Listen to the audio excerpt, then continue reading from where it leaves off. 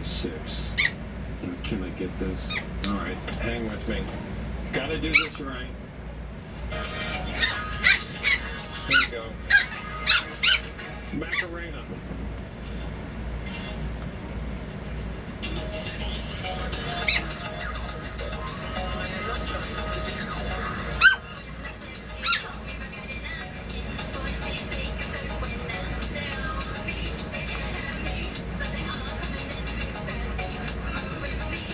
Yeah. Those are our parties. That's the Democratic Party in 1996. Then they won. Believe it or not. To me, one of the low points in politics. Okay, that's enough for now. More of American Agenda after this.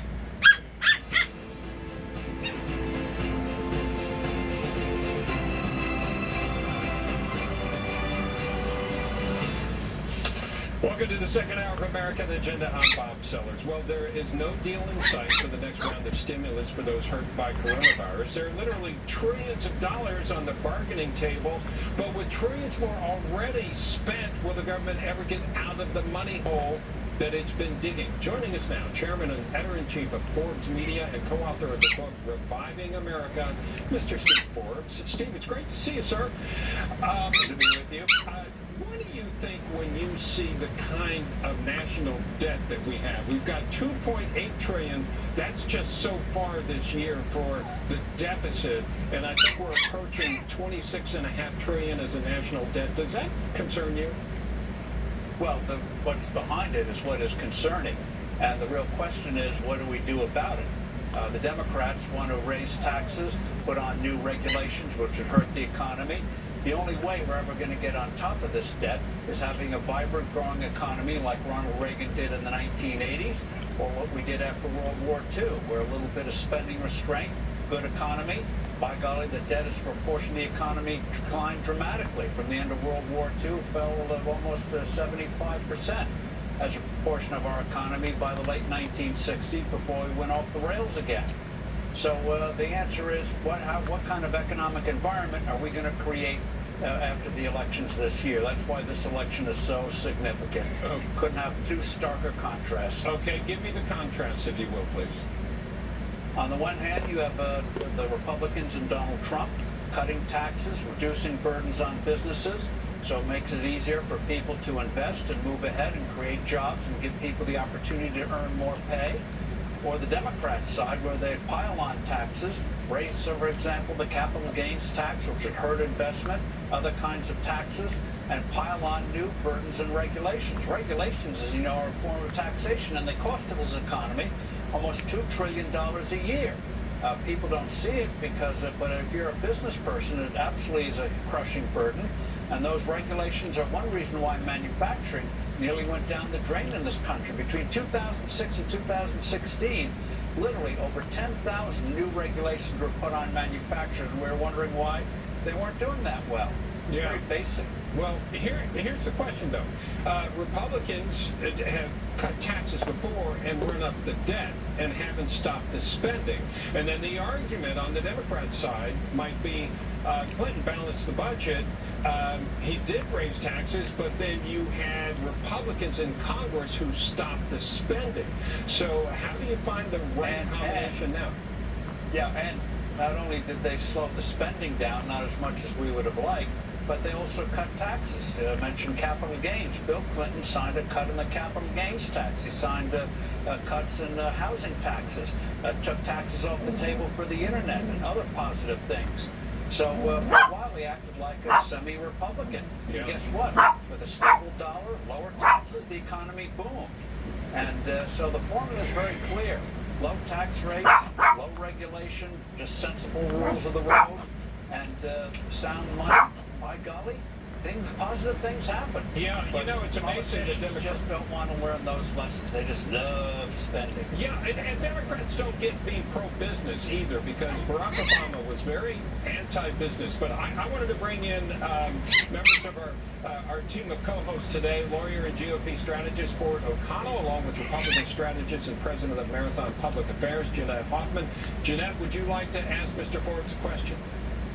Sure, of course. Well, it's such a pleasure being on the show with you today. I'm from New Jersey, your home state. And I want to bring back Bob was talking about 1996.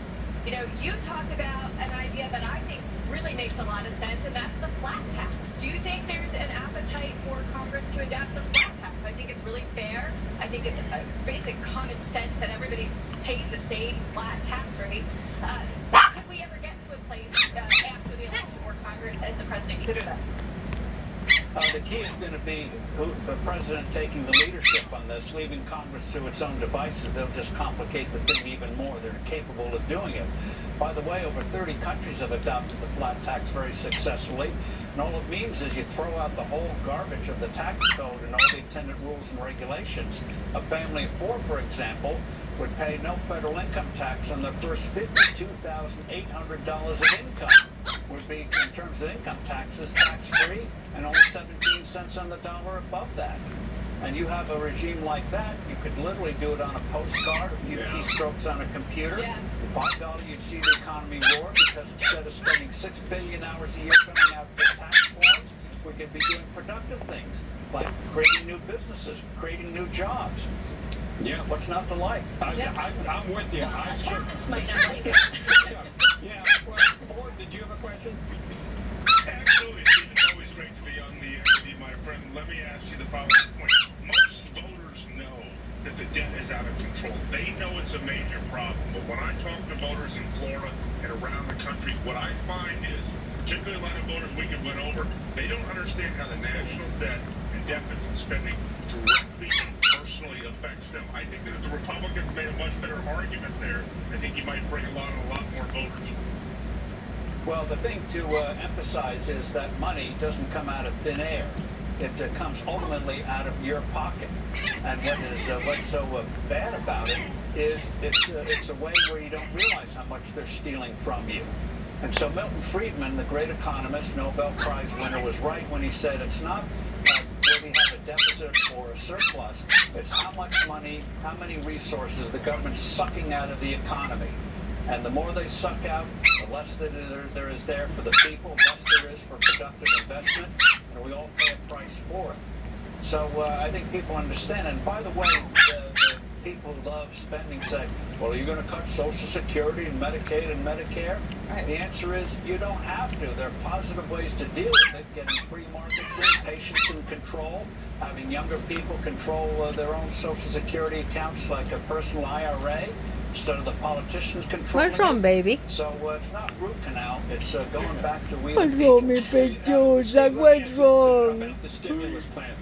I'm not in favor of actually sending out stimulus checks to people. I don't know about enhanced unemployment, but what? ¿Quieres jugar con la perrita? What are you in favor of? ¿La saco de la jaula para que juegues?